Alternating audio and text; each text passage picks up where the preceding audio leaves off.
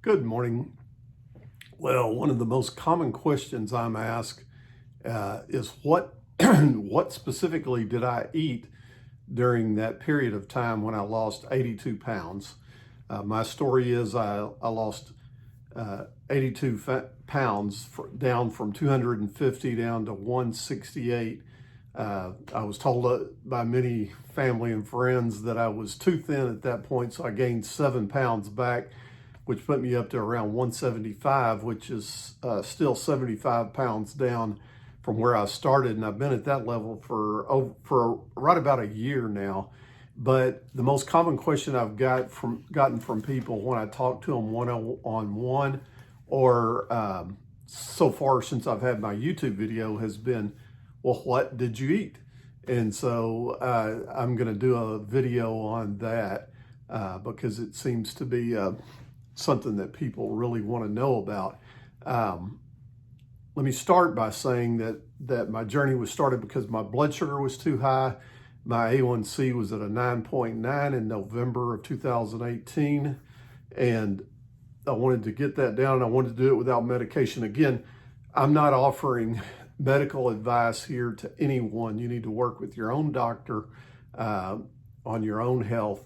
And many of the things that I did, specifically with intermittent fasting or what I prefer to call time-restricted eating, that was done without any medication for diabetes. If you're on medication for diabetes, whether it be metformin or some other oral medication or on insulin, you need to consult with your doctor before you make any drastic changes in how you eat, because you do run the danger of hypoglycemia, when your blood sugar dropping too low.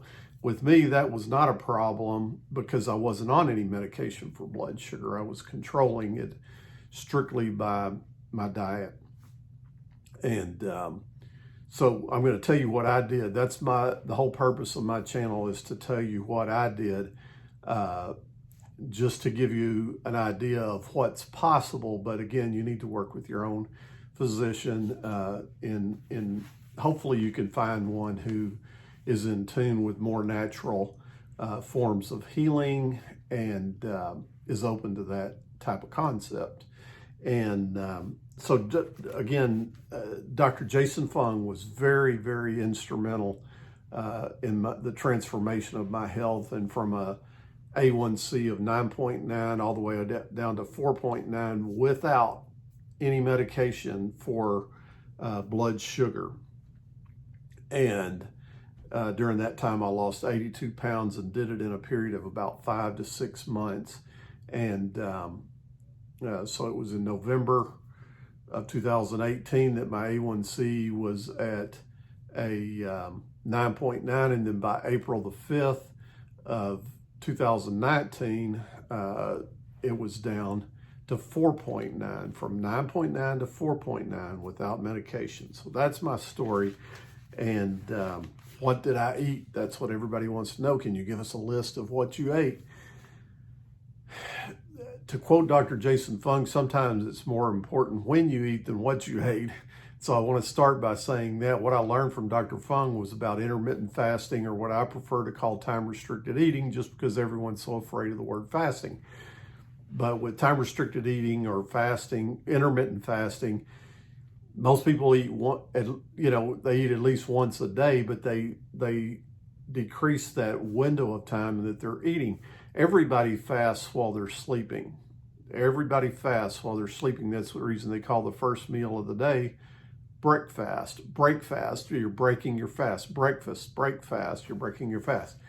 So everybody fasts for at least 8 hours a day, assuming you sleep roughly 8 hours a day.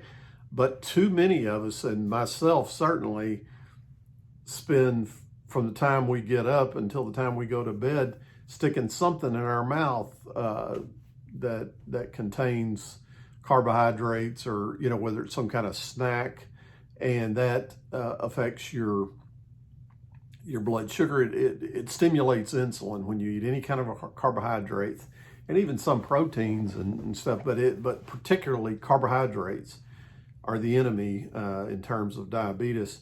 And so putting carbohydrates, even in small amounts, into your body from the time you get up to the time you go to bed, assuming that's a 16-hour eating window, that stimulates insulin all day long, and insulin is the fat storage hormone. What you learn with intermittent fasting through experts like Dr. Jason Fung is that if you can restrict the window of eating, in other words, extend the period of time, instead of only fasting for 8 hours while you're asleep, if you could add another 4 hours onto that in the morning, now that 8 hours becomes 12 hours, and stop eating 4 hours before you go to bed.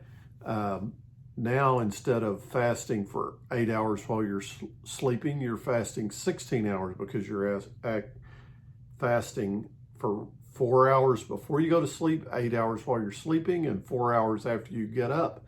That's 16 hours of fasting, and that is a period of time when you're not stimulating insulin. Again, insulin is fat storage hormone.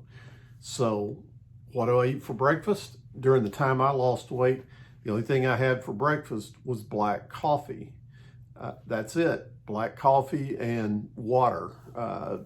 Throughout the morning, I would have a little water to drink.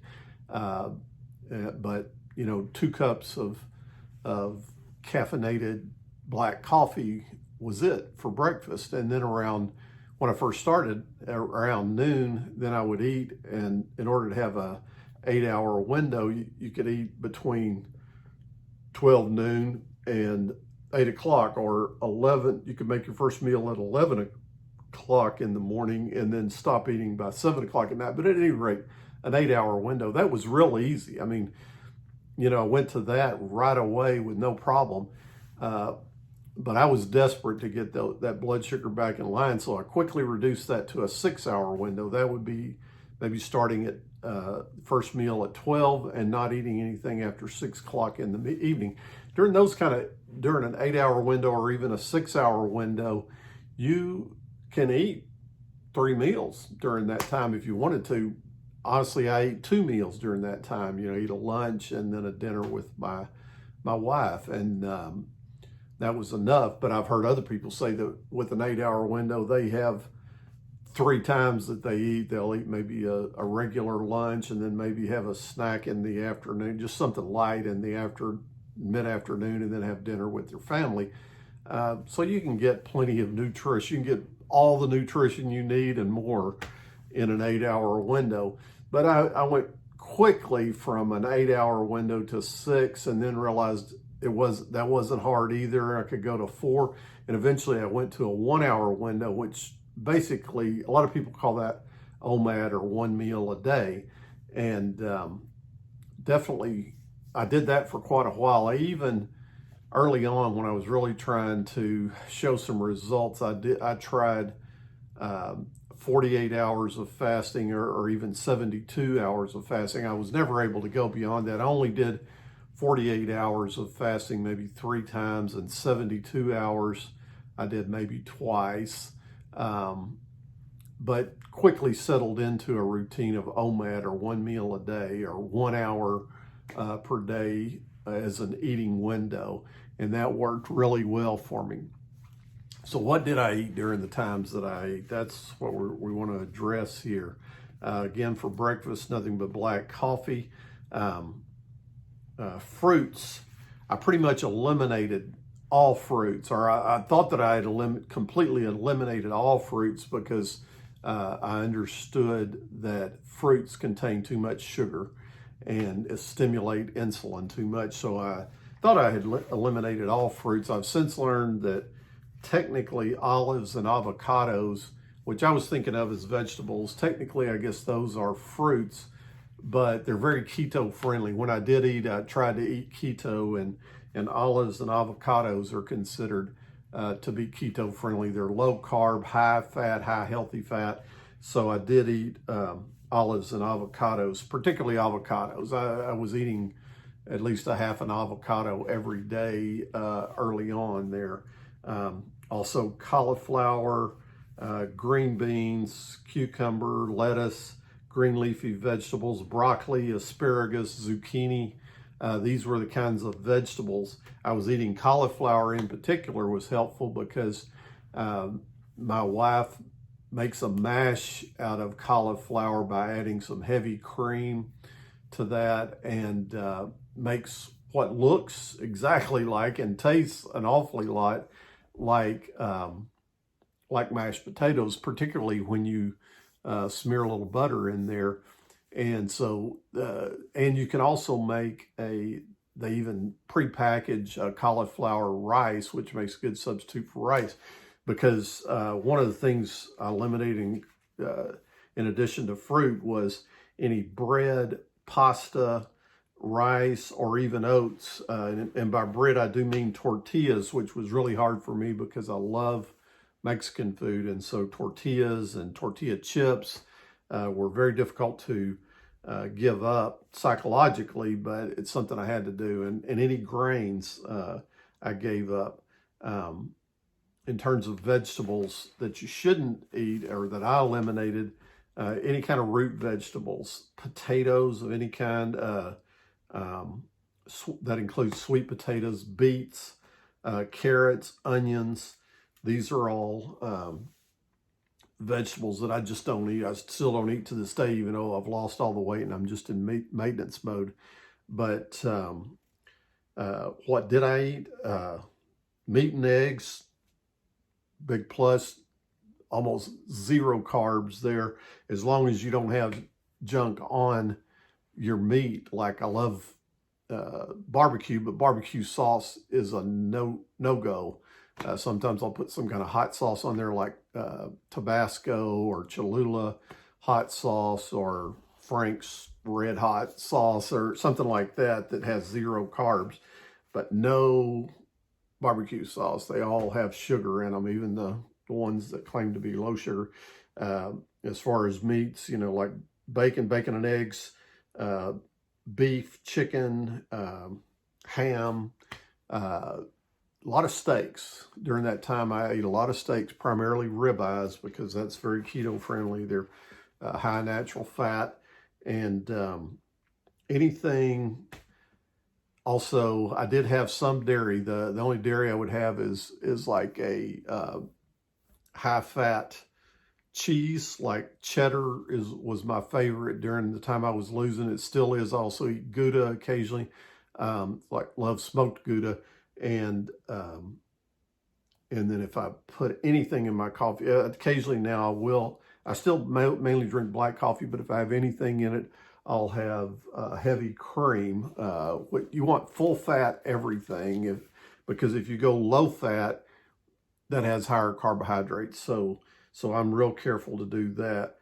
During the times when I was doing 48 or particularly 72-hour fasts, I would use bone broth as a substitute for a meal, and that doesn't break your fast. A cup of bone broth doesn't break your fast. And also nuts. I love nuts, and macadamia nuts and pecans are two very keto-friendly type of nuts that you can eat, and that I did eat during my weight loss, and that I continue to stick. Virtually all these things are things that I plan to do for the rest of my life. I don't plan to eat much different from this. And as far as intermittent fasting or time-restricted eating, during the time I was really trying to lose weight, I did do that every day of the week. Now I may do that. I may do one meal a day or 2 meals a day during a short window for like 4 or 5 days a week. And then a lot of times on the weekend, then I'll go ahead and have 3 meals. But if I have breakfast, I usually try to have it, if I'm off work, you know, and I'm having breakfast, I try to have a late breakfast around 10:30 or so, and it's bacon and eggs usually, maybe a slice of avocado to go with that. But try to keep it very low carb. So anyway, at the beginning of this video and at the end, I have a picture of my before and after, and that's the 82-pound difference that you see in that picture. Thank you. If you have additional questions, let me know. I may need to do a second video on this.